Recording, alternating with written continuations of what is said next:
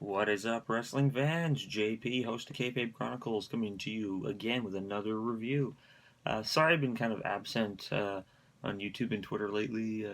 Had a really busy week last week. I was, had a lot going on. I'm just recovering from a sore throat. I was at the football game yelling at the refs, and then I went to Book of Mormon the very next day and cheering. Phenomenal show. So yeah, I'm here to talk to you guys about SmackDown's second pay-per-view, No Mercy, happened last night.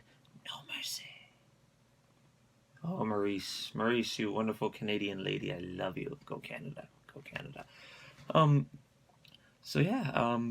this was a very interesting pay-per-view. Like the entire build going into the matches, as usual, SmackDown did very well. They are, the lesser of the two shows. Apparently, they do have the lesser stars, lesser time slot. So they did a really good job going into this pay-per-view. Building all of the storylines, making me actually vastly remotely interested in most of the matches. So, good part on them. I'll talk a little bit more about that as we go on. So, about an hour before the show, they announced via Twitter that the Triple Threat main event title match was actually going to be opening the show. And that released a huge internet uproar, essentially. Like, why the hell would you guys have the title match opening? That's going to be one of the best matches. Why would you guys open with that? And even Dave Meltzer was like, the only thing he could think of was essentially what everyone else thought of. Sunday night, last night, was a very busy night in the world. You have your Sunday Night Football for the American fans. You have the Major League Baseball playoffs. But there was also the presidential debate. Now, me personally, I don't live in America. I have been following, obviously, the election a lot because ultimately what happens in America does affect where I live. So, I've been kind of tuning in on that a little bit. Let's just say it's been interesting, but I don't want to get into politics. I don't want to stir that pot. So I have a feeling that WWE wanted to put one of the better matches, like, their big crowning jewel of the night, put that first so people would see it. And then if they wanted to turn it off and watch the debate, they could. Because the pay-per-view started at 7 my time, and the debate was 8 o'clock. So, they had a whole hour. So, let's just get right into it with, the Triple Threat main event opening up the show. Featuring, of course, Dean Ambrose, John Cena, and the defending champion AJ Styles. What is there to say about this? It's three of the best guys on the card right now. Like, you got John Cena, who's always been consistent. Love him or hate him, the guy knows how to wrestle. His Open U.S. title match was some of the best stuff the wrestling's had in the past couple years. Dean Ambrose, great up-and-comer. A lot of people really like him. And, of course, AJ Styles. Who doesn't like AJ Styles? Since he's been in WWE, every match he's had has been absolutely, no pun intended, phenomenal. Right off the bat, match starts, and all three of them running, and they all try to hit their finishers, get the quick win. I've never seen that actually work, but it's a good way to get the crowd really going right off the bat. Really nice job there, like reaching out and pulling us in so we can get all paying attention and stuff. One thing I really liked about the first little bit of the match is that it was actually like a triple threat match. All three guys were in the ring fighting. I've said it before, and I've said it, numerous times. Whenever there's any more than two people in the ring, it's always the same thing. Like, one guy's resting outside while the two guys fight, and so on and so on. Lots of great moves. Boom, boom, boom. One of the really good things. One of the spots that I really enjoyed was John Cena doing the double German suplex. That was really cool. And right after he did that, Mauro Ranallo, just completely lost his freaking mind. He's like, "Oh my god, never in all my days have I ever seen a move like." It was great to see it. And then David Otunga. Well, it really wasn't that. Like, come on, you got like this awesome high spot that just happened. You got a great reaction by the play-by-play guy, and then the color commentator, the guy that's supposed to be making the quick. The guy's supposed to be adding the spice and flavor, completely has just a deadbeat reaction and completely just ruins that awesome moment. That is one of my biggest problems going on with the announced teams right now with the 3-3. Back when I was growing up in the 80s and 90s, you had two guys. You had the color commentator and you had the play-by-play guy. Play-by-play guy does the play-by-play. Color commentary spices it up with quick quips. You don't need three guys. It completely drains out an entire play-by-play, and it doesn't work. ask anybody in the wrestling industry, like ask anybody, all the fans, the 3 guys or the 4 guys or however many you want to keep piling on, it does not work. Go back to 2, please. AJ Styles with the double DDT, had one guy in the front DDT, had the other guy in the reverse DDT, dropped them both down. That was another great spot. John Cena with the flipping Frankensteiner powerbomb. Of course, AJ Styles with the springboard 450. Every time he does that, even though I know the guy's going to kick out, it's still awesome and great to watch. Another good part was where like Dean Ambrose and AJ Styles beat the living crap out of each other, knocked them as it sells out, and then John Cena comes in and does like the double 5 knuckle shuffle, so it's like the 10 knuckle shuffle. That was really cool. Just another part, going to the end of the match, closing in. AJ had Dean Ambrose into the calf crusher, and then, stuff happens, and then Dean Ambrose locked AJ Styles into the calf crusher, and then John Cena jumps on top of AJ Styles and puts him in the STFU, and then, AJ Styles taps. Ultimately, the referee didn't call for the bell, because even he was like, wait a minute, there is no winner, but yet the timekeeper went and rung the bell, so that created a little bit of confusion in on there. I think the referees and the guys did really good to come back from that. Obviously the match continues because there is no clear winner. So then sure enough, more stuff happens. AJ grabs the chair, boom, hits John Cena, gets the 3 count. AJ retains his title in his evil, heelish ways. And I like that everyone, is all explaining like, oh, AJ won because he cheated. That's the whole point right now. They're really pushing AJ as the slimy heel because the audience isn't cheering for him as a heel because he's AJ frickin' Styles. Overall, great match. The ending was a little confusing, but I think great way to open the match.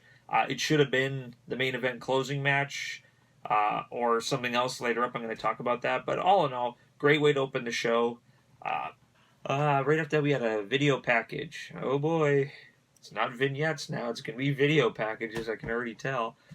The Bray Wyatt Randy Orton match. So I'm thinking, okay, that's interesting. We're going to go into Bray Wyatt Randy Orton. Very good video package. Personally, I wasn't overly invested in this storyline. I know they really tried their best to build up to it, but it's good that they're showing the videos though to kind of refresh us. But then as soon as the video package is over, Nikki Bella's music hits and she enters. What? I get that you guys want to put the Randy Orton match later on, but it's just really weird to have this creepy vignette of evil, scary Bray Wyatt, and then super pop happy Nikki Bella's music. Yeah, everyone loves Nikki Bella. It was really weird. It'd be playing having Slayer rock out, and then NSYNC comes on stage. It doesn't make any sense. It was just really poor order.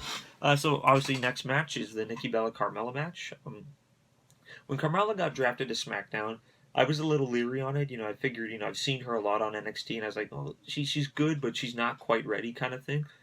But over, the past little weeks, she has been improving as the weeks have been going on. I like that they converted her from a face to a heel, because there was the uneven pairing. There was there would have been a lot more faces than heels, and to be honest, I'm very happy with the perfect balance. So I think pairing her up with Nikki Bella, an experienced wrestler, was the best thing to do with Carmella. Match starts, Carmella right off the bat, tries to run out of the ring, typical cowardly heel move. But the thing I really liked about this match is that, Carmella was very aggressive. She was very just, smash mouth, just really jumping in there and really trying to take Nikki Bella out, which was really good. I really like that they're really pushing her as kind of just an evil, tough New Yorker. I know that's what she should be. Both girls worked very well with each other. It was a very impressive match. Nikki looked really solid coming back from her neck injury, and Carmella's looking really good. I like that she got her into the code of silence a couple times, and Nikki was able to break out each time.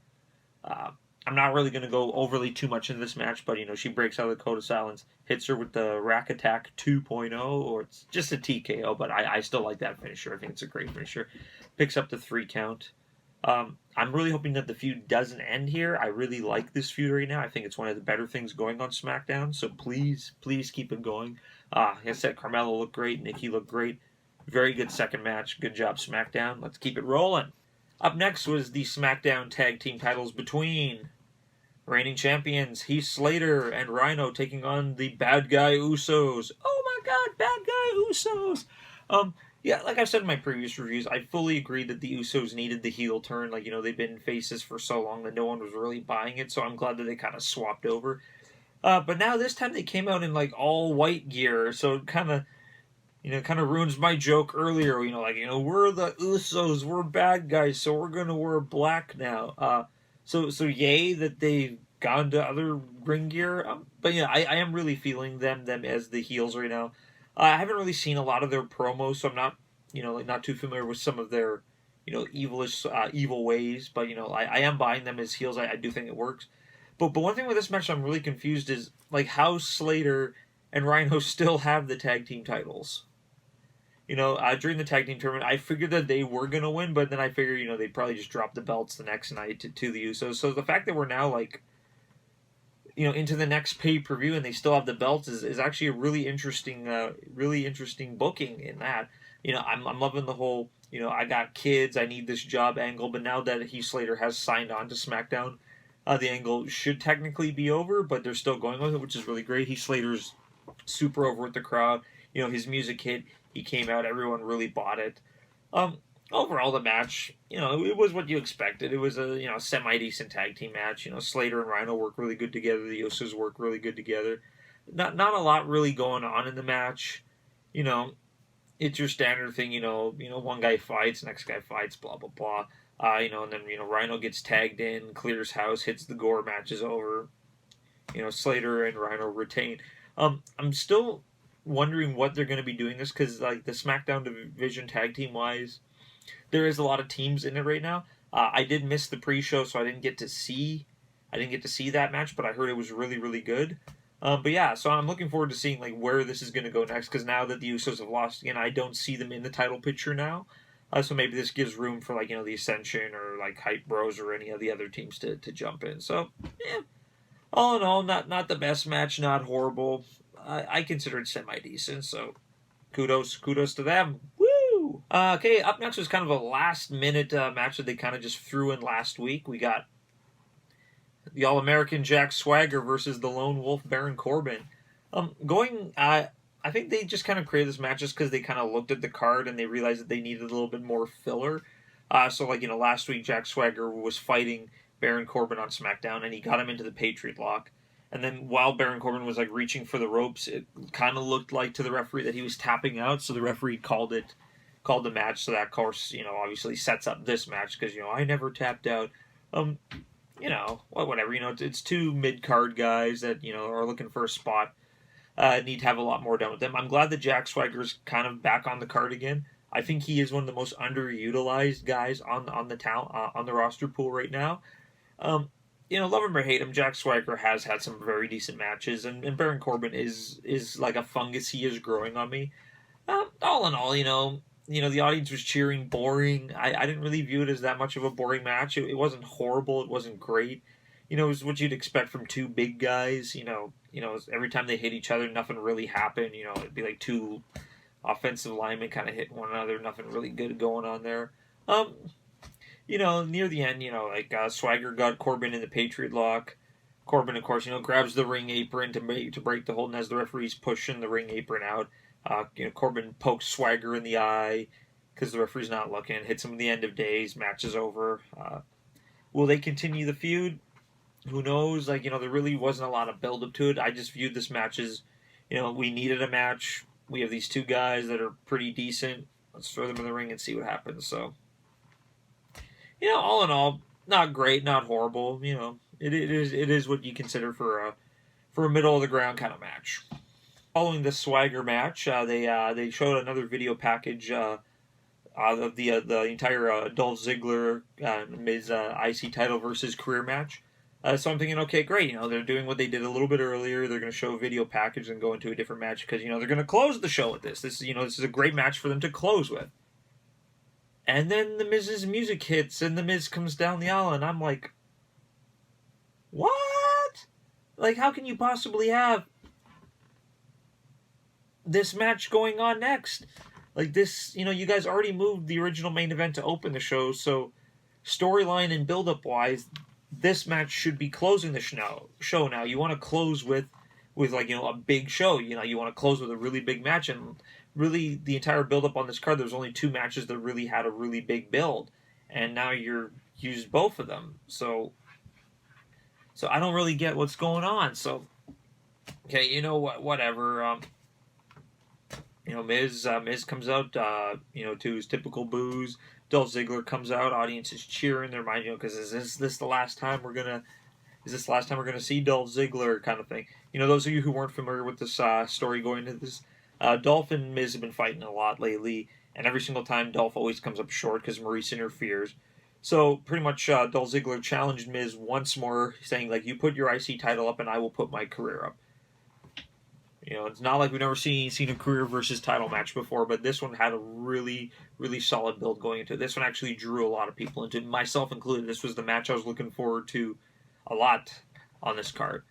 Because I'm a big Dolph Ziggler fan. Like I said, no matter what he or who he fights, it's always going to look good. And Miz is the IC champion right now. It's he's doing really good as the cocky heel champion. So the match itself, a lot of great stuff. It started off a little tiny bit slow. Like there was a lot of rest holds in the move, at the beginning. But I figured, they're saving their energy to build up to something big. And holy crap, they did not disappoint. He had Dolph, in the figure 4 for a really long time in the middle of the ring. You're like, oh my God, Dolph Ziggler's gonna tap. And Dolph managed to make it to the, to the ring to break the hold, and then during that whole confusion, Miz takes off the turnbuckle. It's like, oh, great, here we go, another cheesy ending. And then, he gets Dolph into the ring, hits him with the skull crushing finale. 1, 2, gets his foot on the rope. Maurice interferes with the mace, hits him again. 1, 2, he kicks out. Even the Spirit Squad came down and interfered, and he hits him with a skull-crushing finale once more, and you think, all right, okay, well, what a cheap way to win. 1, 2, Dolph kicks out again. Oh, so much going on in this match. I hate to speed through this review, but I'm really doing it just because, I'm really trying to cut this one short, just because I know you guys, almost everyone out there saw it, so they know what's going on. So essentially right after that, Maurice and the Spirit Squad get kicked out. The referee sends them all. While the Miz is complaining to the referee, Dolph hits him with the super kick. 1, 2, 3, new Intercontinental Champion. Great close to the match. If you guys haven't checked out this match, I strongly recommend it. It is a strong match of the year contender. This match, I didn't think anything was going to beat the triple threat at the beginning of the night, but this match, all in all, best storyline build-up going into the match. So much action in the match, and just the best result. Like Dolph Ziggler, you're holding up the title, high-fiving the crowd, Miz looking all pissy in the center of the ring. It's been a while since WWE has had a really good build to a match, and I think that this did it on all possible powers.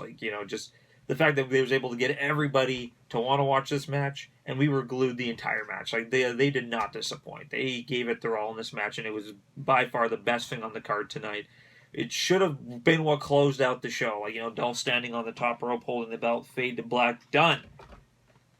So, earlier in the night, everybody, kind of, not earlier in the night, earlier this morning when I woke up, that prior thing, I got all these, on my dirt sheet saying that Becky Lynch is not going to be competing tonight. Becky Lynch has been injured. They're pulling the match, and I'm like, oh, okay, what's going on? What's going on? I'm kind of mad now because this is one of the matches I was really looking forward to, Alexa Bliss versus Becky Lynch for the Women's Championship. This was definitely really good. Another one of the matches on the card that had a really solid build. Those of you who don't know the storyline of this, Becky Lynch won the title in the six-pack Women's Challenge back at Backlash. But the big thing that really pissed a lot of people off is that Alexa Bliss is truly a great up-and-comer, and she was the first one eliminated from that match, which really pissed a lot of people off because she was the person that people predicted would either win or kind of get eliminated last. No one really saw her getting eliminated first. So of course, the very next night on SmackDown, the very following SmackDown after that, they have a number one contenders match where the winner will face Becky Lynch, and Alexa Bliss wants her. Everyone yes, all right, this is going to be awesome. So, to get that news in the morning that Becky Lynch is injured, kind of made, think, okay, well, what's WWE going to do? Are they even going to have a match? Are they, just going to have Alexa come out and cut a promo? which would have been the correct thing to do, in my opinion. So instead, we get Alexa Bliss versus Naomi. I really have no problems with Naomi. Like I said, she's a consistent worker. But, compared to a lot of the other female women in SmackDown right now, she is in the bottom tier. Like, she still has a lot of work. She still has a lot of work to do to get up to that level. Like the entire glow stick dancing thing, it was cute at first, but now I just deem it as kind of like a, hey, crowd, please like me. Please, I need attention sort of thing. All in all, like on paper, Alexa Bliss should have just beaten the living crap out of her. Match is over. This is why I'm the number one contender. Why are you sending me this garbage? So instead, they fight, and it starts off semi good, but then the botches started happening. Like Naomi dropped a move, and then Alexa dropped a move, and it just went downhill after that. The audience wasn't giving a rat's ass about it. It was very, very sloppy. And then, like, to sum it all up at the end, Alexa Bliss gets rolled up and she loses. And I'm just completely confused as why would you guys book the number one contender for the for the women's championship to lose to a sub contender? Like, it doesn't make sense. How are we supposed to take Alexa Bliss serious as a threat to the title if you're going to make her lose? Like, Alexa Bliss did have great character work in the match. Like, she threw her little temper tantrums during the match after she lost, which is good. I like that. I understand what they're trying to do with that. But just the credibility of her did go down, but the fact that she lost to Naomi, and I don't know why WWE would even think that was a meeting cause for this. So... oh well, she does get her match still against Becky, which I'm still looking forward to, but they're going to have to build Alexa up now to keep the crowd's interest. See, all it takes is one match to do that. So if you guys have been paying attention, me, I phased out for quite a bit of this pay-per-view, to be completely honest. So we only have one match left, and that's, of course, Bray Wyatt versus Randy Orton as the main event. Why? I don't know. Going into this match, it had a pretty good storyline build. The only problem is that the storyline build was very one-sided, in my opinion. Bray Wyatt is supposed to be like this unbeatable monster, but yet they're making Randy Orton look really, really strong. When he appeared behind Bray Wyatt in one of the things and just beat him senseless, I'm like, well, no, he should be completely weak against Bray Wyatt. Bray Wyatt should have his number. Randy Orton should not have any strength going into this match. So really, my emotional attachment to this match was very low going into this. I like Randy Orton, I like Bray Wyatt. I'm not really getting the feud, I'm not really getting the storyline. I think that just because they have these two big guys, like these two really high-ranked superstars, and they had nothing else to do with them, so they're like, let's pull this out of our ass kind of thing. All in all, the match, I think the fact is that it was now the main event, people's interest was very, very low on it. It should have been the third last match. It should have been in the second half of the show, but not the very end. So, of course, my interest was very low. A bunch of my other friends who watched it, all of us, we just really did not care about this match. And the entire time, it was pretty much a huge snooze fest.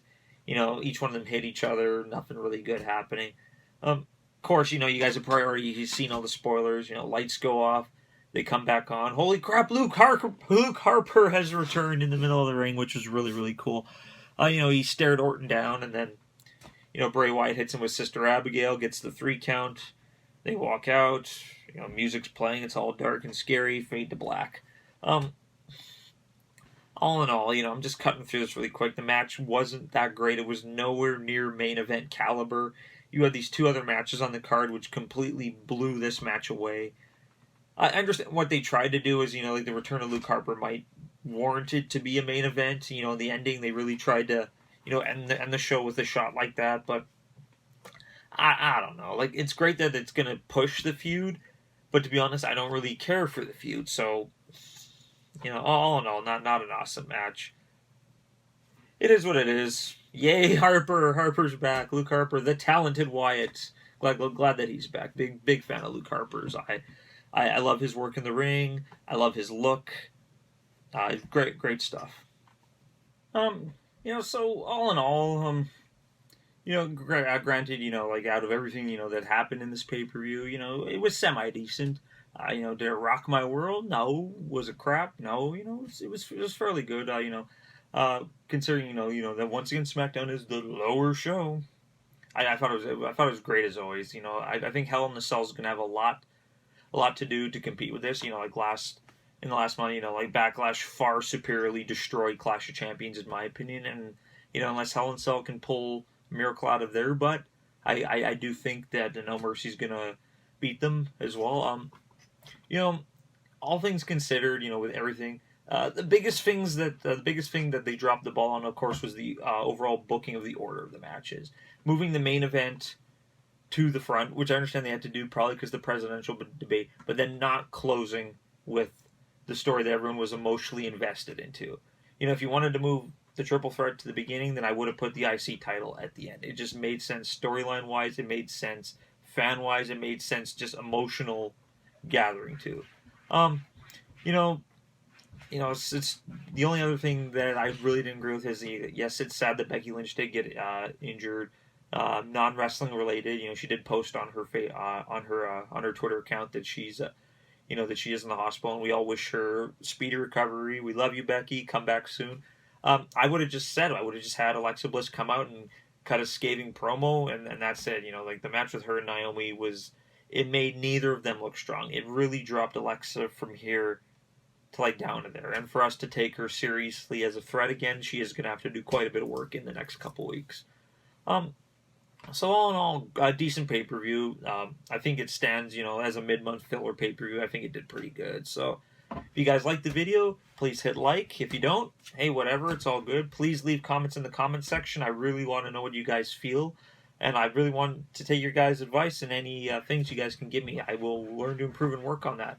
Follow us on Twitter using the 2 things down below. And please subscribe for more great videos. This is JP from KayFabe Chronicles. You can hear my cat scratching at the door, so I gotta let her in and feed her. And I will see you guys next time.